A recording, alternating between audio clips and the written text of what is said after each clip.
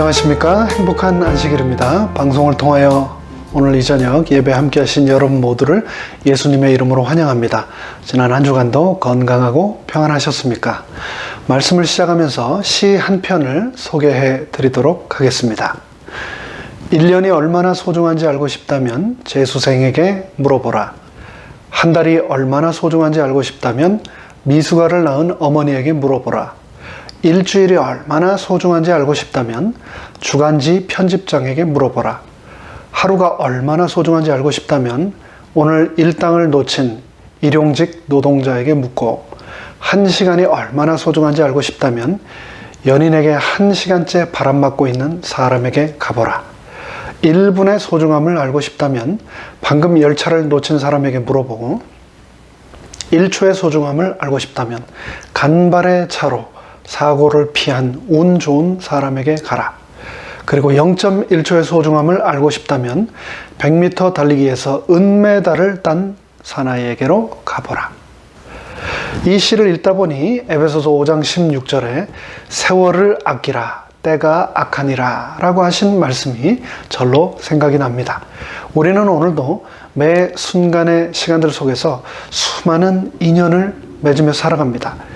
그 인연이 어떤 이들에게는 어제와 똑같은 오늘, 그리고 또 내일로서 의미 없이 지나가는 소중함을 전혀 모르는 무의미한 시간이 되기도 하지만, 누군가에게는 인생을 바꿔놓는 삶의 터닝 포인트가 되기도 합니다. 오늘은 단 한 번의 터치, 단 한 번의 만짐이라고 하는 제목으로 마가복음 5장 25절로 34절을 본문으로 육신의 치료뿐 아니라 영생까지 얻게 되었던 한 여인의 스토리를 함께 살펴보겠습니다. 12회를 혈루증으로 앓는 한 여자가 있어 많은 의원에게 많은 괴로움을 받았고 있던 것도 다 허비하였으되 아무 효험이 없고 도리어 더 중하여졌던 차에 예수의 소문을 듣고 무리 가운데 섞여 뒤로 와서 그의 옷에 손을 대니 이는 내가 그의 옷에만 손을 대어도 구원을 얻으리라 하밀라라. 이에 그의 혈루 근원이 곧 마름에 병이 나은 줄을 몸에 깨달으니라. 예수께서 그 능력이 자기에게서 나간 줄을 곧 스스로 아시고 무리 가운데서 돌이켜 말씀하시되 누가 내 옷에 손을 대었느냐 하시니 제자들이 여짜오되 무리가 애워싸 미는 것을 보시며 누가 내게 손을 대었냐 물으시나이까 하되 예수께서 이 일을 행한 여자를 보려고 둘러보시니 여자가 제게 이루어진 일을 알고 두려워하여 떨며 와서 그 앞에 엎드려 모든 사실을 여짜온대 예수께서 가라사대 딸아 너의 믿음이 너를 구원하였으니 평안히 가라. 너의 병에서 놓여 건강할지어다. 마가복음 5장은 예수님이 거라사에 가셔서 군대 귀신 들린 사람의 귀신을 쫓아내 주시고 다시 가버나움으로 돌아오실 때에 고위 공무원, 즉 회당장 야이로라고 하는 사람의 딸을 고치시기 위해서 급하게 가던 도중에 일어났던 사건입니다. 중요한 사건도 아니고 그냥 끼어들어 있는 이야기입니다. 게다가 이 여인은 중요한 인물도 아니고 이름조차 성경에 기록되지 않은 그런 여인인데 그녀가 바로 오늘의 본문 주인공입니다. 환자에게 가장 큰 소망이 있다면 빨리 건강을 회복하는 것일 겁니다. 오늘 우리가 살아가는 이 세상은 과학과 의술이 고도로 발달했지만 그럼에도 불구하고 현대의학과 의사들이 고칠 수 없는 수많은 병들이 불치병이라는 이름으로 여전히 존재합니다. 어떤 병들은 남에게 쉽게 이야기할 수 있는 병도 있지만 어떤 병들은 그렇지 못하고 나 혼자서만 고민하면서 살아가야 하는 경우도 있습니다. 오늘 본문에는 12회를 혈루증으로 앓던 여인이 기적적으로 치유받는 장면이 나옵니다. 당시 혈루증은 고통스러운 질병이었고 또 드러내놓고 말할 수도 없는 질병이었습니다. 12회를 혈루증으로 앓는 한 여자가 있어. 오늘날 발음이 비슷해서 혼돈을 주는 병 중에 혈우병이라는 질환이 있죠. 이 혈우병은 혈액을 응고해주는 인자가 부족하여 피가 잘 멈추지 않는 병으로 유전병이라고 합니다. 어머니로부터 아들에게만 유전되는 병이라고 하는데요. 이에 반해서 혈루증은 여성병이고요. 또 만성하혈증이고 만성적 자궁출혈증, 즉 월경과 무관하게 자궁에서 불규칙하게 계속해서 출혈이 멈추지 않는 병, 자궁에서 계속해서 피가 나오는 하혈 증상을 말합니다. 현대의학에서는 이런 증상을 기능성 자궁출혈 또는 기질적 자궁출혈로 구분한다고 합니다. 혈루증을 앓는 여성들은 대개 심한 빈혈로 고통을 받고 심해지면 악성 빈혈과 함께 노쇠 현상이 나타나기도 합니다. 조금만 움직여도 숨이 차오르고 머리카락과 또 손톱이 빠지는 증세가 나타납니다. 이런 육체적 고통을 겪는 것도 어려운데 유대 사회에서는 종교적으로 격리되는 고통까지 겪어야 했습니다. 이 병은 문둥병과 함께 2대 질병 중 하나로 사회적으로 저주받은 병이라 간주되었습니다. 끊임없이 하혈하는 아주 못쓸 병이라 사람들은 생각했던 거죠. 가족들과 떨어져 성 밖에서 살아야 했고 더구나 회당이나 성전에는 가까이 갈 수 없었습니다.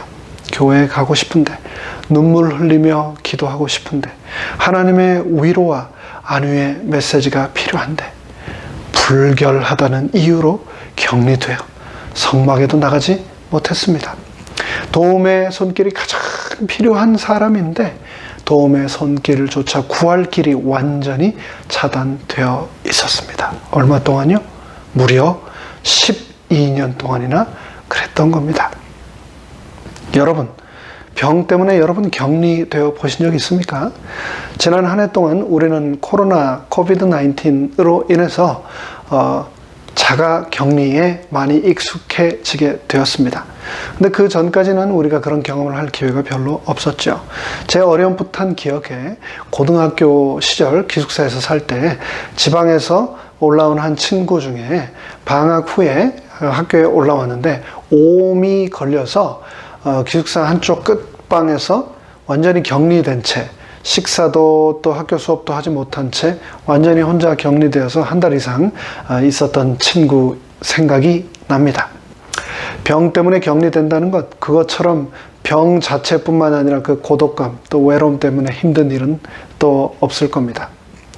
많은 의원에게 많은 괴로움을 받았고 있던 것도 다 허비하였으되 아무 효험이 없이 도리어 더 중하여졌던 차에 유대인의 속담에 눈물이 있는 곳에 돈이 모인다라는 말이 있습니다. 아픈 사람들의 눈물을 세상은 그냥 내버려 두지 않습니다. 그들의 연약함을 이용해 이익을 취하려는 사람들은 역사 이래로 언제나 존재해 왔습니다. 이 여인은 혈루증을 고치기 위해 의원, 민간요법 등 안 해본 것이 없었습니다. 불치병이기에 이 여인은 많은 의원에게 많은 괴로움을 받았다고 성경은 기록하고 있습니다. 의사가 해보라는 모든 방법을 다 시도해 보았다는 말이겠지요. 불치병일수록 지금도 그렇고 그 옛날도 그렇고 미신이 많고 또 약도 많고 해보라는 방법도 많습니다.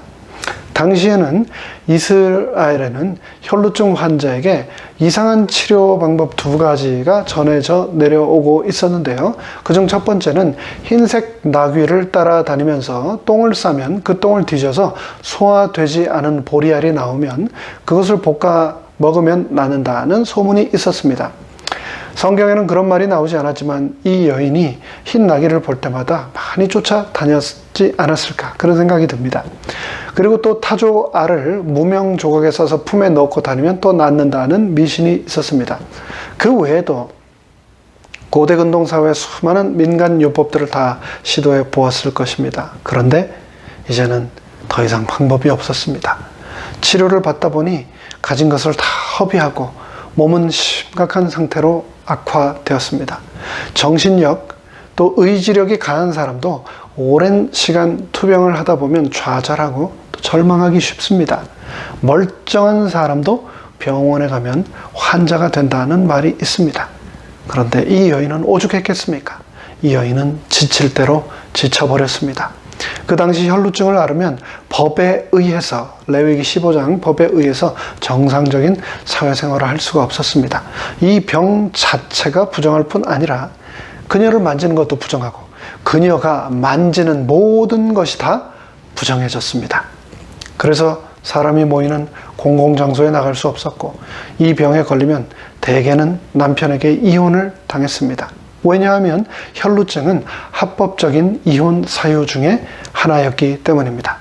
병을 고치려고 가산도 탕진하고 가정도 파탄나고 친구도 다 떠나버리고 부모나 친척에게도 이웃에게도 아무런 도움을 받을 수 없는 철저한 혼자가 되었는데, 그런 처지를 생각해 보면 그 여인은 육체적인 고통보다 마음속의 고통이 오히려 더 했을 것입니다.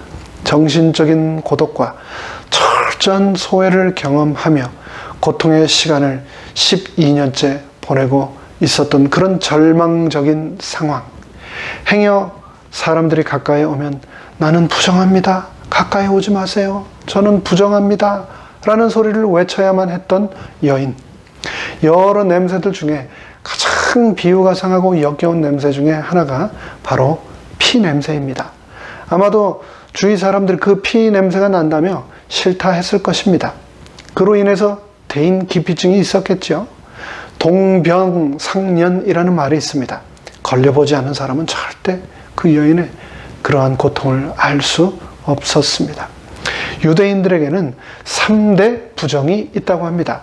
그들에게는 첫째, 이방인은 부정하고, 둘째, 장애인 또한 부정하고, 마지막 세 번째, 여자들도 부정하다라고 그들은 굳게 믿었습니다. 여자로 태어난 자체가 이미 부정한데 유출병을 12년이나 앓았던 이 여인은 회복의 여지가 전혀 없는 절대 부정의 상태에 있었습니다. 하루하루 살아가는 것이 아니라 하루하루 죽지 못해서 사는 삶, 죽음을 향해 가는 삶을 살았던 겁니다. 12년. 그것은 사탄에 의해 포기가 세뇌되기에 충분한 시간이었습니다. 질병은 육신을 가두는 창살 없는 감옥입니다. 그럼에도 불구하고 이 여인은 육체적, 또 사회적, 경제적으로 삼중고에 시달리고 있으면서도 그럼에도 불구하고 절망하지 않고 예수님께 나아갔습니다. 예수의 소문을 듣고 무리 가운데 섞여 뒤로 와서 그의 옷에 손을 대니 이는 내가 그의 옷에만 손을 대어도 구원을 얻으리라 하밀러라. 분명히 이 여인은 예수님의 옷만 만져도, 스치기만 해도 나을 것이라고 하는 확고한 믿음이 있었습니다. 그런 이 여인의 믿음의 근본적인 힘은 어디에서 온 걸까요? 이에 대하여 화이트 주석은 다음과 같이 기록하고 있습니다. 그 한 번의 만짐에 그 여자의 일생의 믿음이 집중되었고, 그 여인의 믿음이 집중되었고, 그 즉시로 그 여자의 고통과 쇠약함은 완전한 건강의 활력으로 바뀌었던 것이다. 일생의 믿음이 한 번의 만짐에 집중된 것입니다. 그 믿음은 순전하고 또 결사적인 믿음이었습니다. 옷에만 손을 대어도 구원을 얻을 거야 라고 계속해서 되뇌었습니다. 이것이 이 여인의 믿음을 적극적인 행동으로 옮기게 한 힘이었습니다. 내가 돌에 맞아 죽더라도 나는 예수를 만나야겠다. 연어가 마치 알을 낳기 위해 거센 강물을 거슬러 굉장한 집중력을 보이며 산란지를 향해 목숨을 걸고 헤엄쳐 가듯이 그녀는 필사적으로 또 간절함으로 예수께 나가며 그 한 번의 만짐에 목숨을 걸었습니다. 이에 그의 혈루 근원이 곧 마름에 병이 나은 줄을 온 몸이 깨달으니라. 예수께서 그 능력이 자기에게서 나간 줄을 곧 스스로 아시고 무리 가운데서 돌이켜 말씀하시되 누가 내 옷에 손을 대었느냐 하시니, 그녀는 말 그대로 기적을 경험하게 되었습니다. 여러분은 기적을 경험해 보셨습니까? 저는 기적을 믿습니다. 그리고 지난 생애를 통하여 수많은 기적을 경험했습니다. 사실 저는 제 인생의 모든 것이 다 기적이라고 믿습니다. 기적은 경험해 보지 않고서는 이성과 논리와 과학으로는 설명을 할 수 없습니다. 설명이 안 되니까 기적이죠. 기적은 간절할 때, 절박할 때, 그리고 예수님께 집중할 때만 맛볼 수 있는 하나님의 선물이며 능력입니다. 교회는 기적이 실현되는 장소이어야 합니다. 기적을 믿는 성도들의 모임이어야 합니다. 내 눈앞, 내 손안에 있는 것에서 눈을 떼서 기적의 근원 되시고 주인 되시는 예수님만 바라보는 곳이 되어야 합니다. 기적이 멈춘 교회는 더 이상 진정한 의미에서 교회가 될 수 없습니다. 성경에서는 그 능력을 원어로 두나미스라고 하는 단어를 사용하며 기록했습니다. 두나미스, 우리가 잘 아는 다이너마이트라고 하는 폭발물의 어원이 된 단어이죠.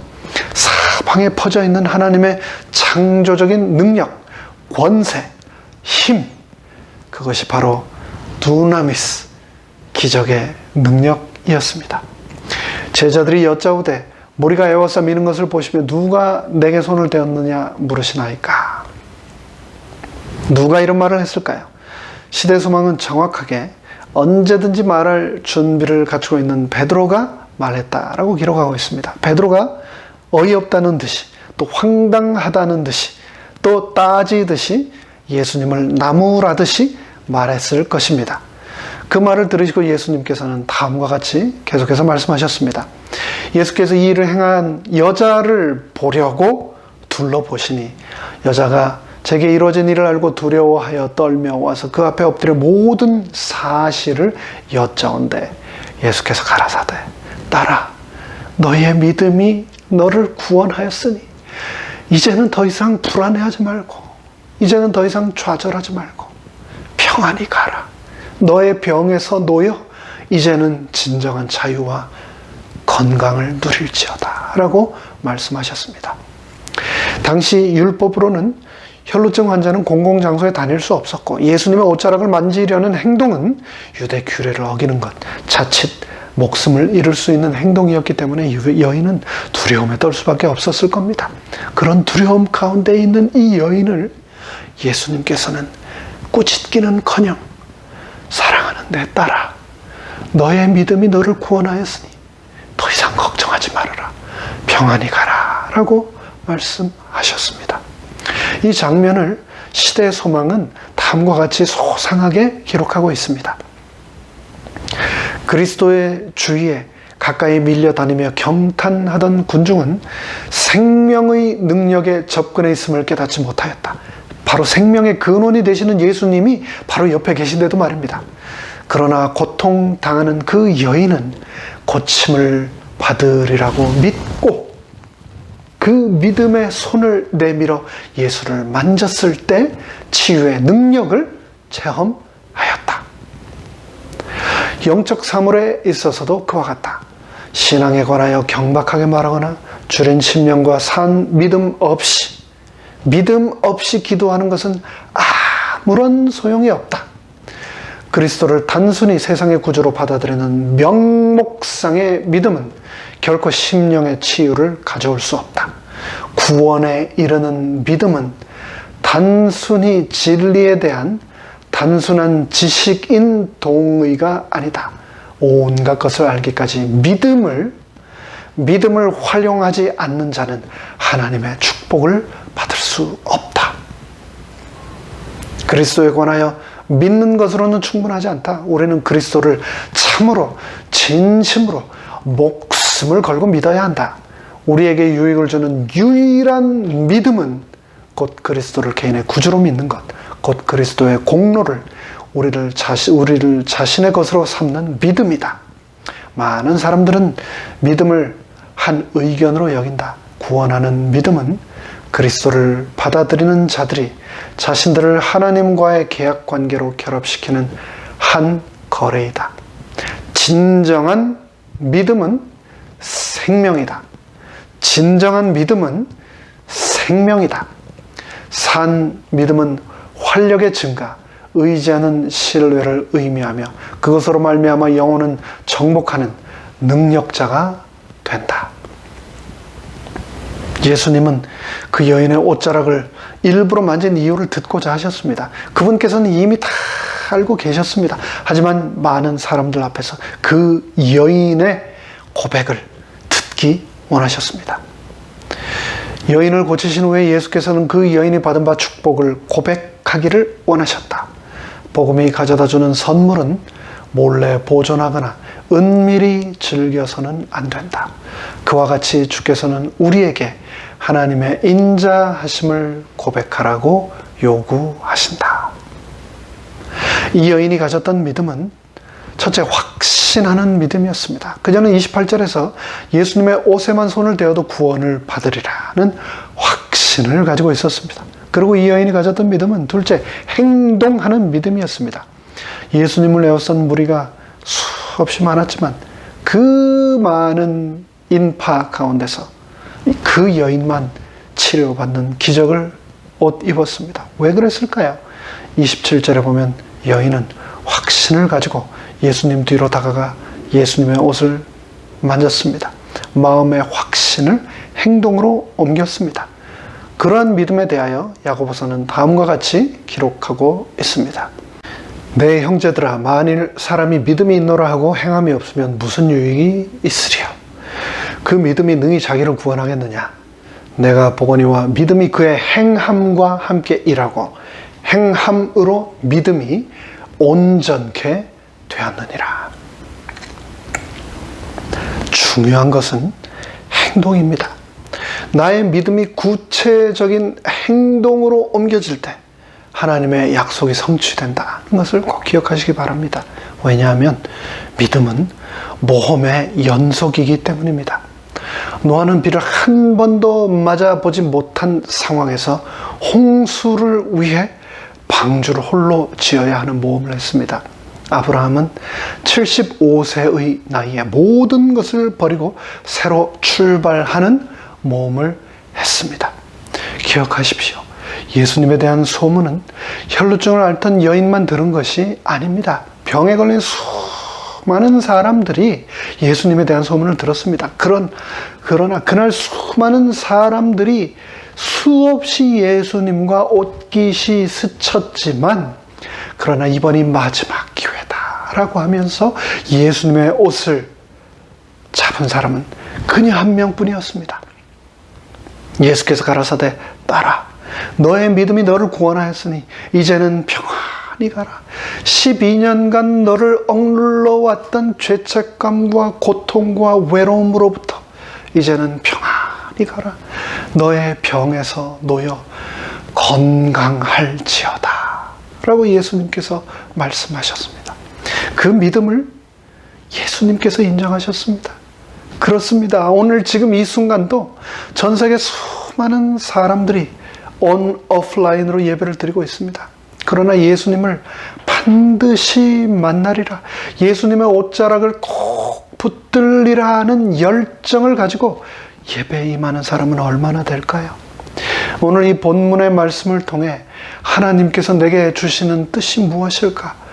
예수님의 옷자락을 붙잡으려는 그 여인처럼 그런 간절한 마음이 없다면 2000년 전 예수님을 그냥 스쳐 지나갔던 수많은 인파, 그 수많은 군중들과 다를 바가 없다는 것을 꼭 기억하시기 바랍니다. 똑같은 시간, 똑같은 장소에 있다고 모두 동일한 시간을 보내는 것이 아닙니다. 헬라어에는 시간이라고 하는 단어가 두 가지가 있습니다. 하나는 크로노스이고 하나는 또 카이로스입니다.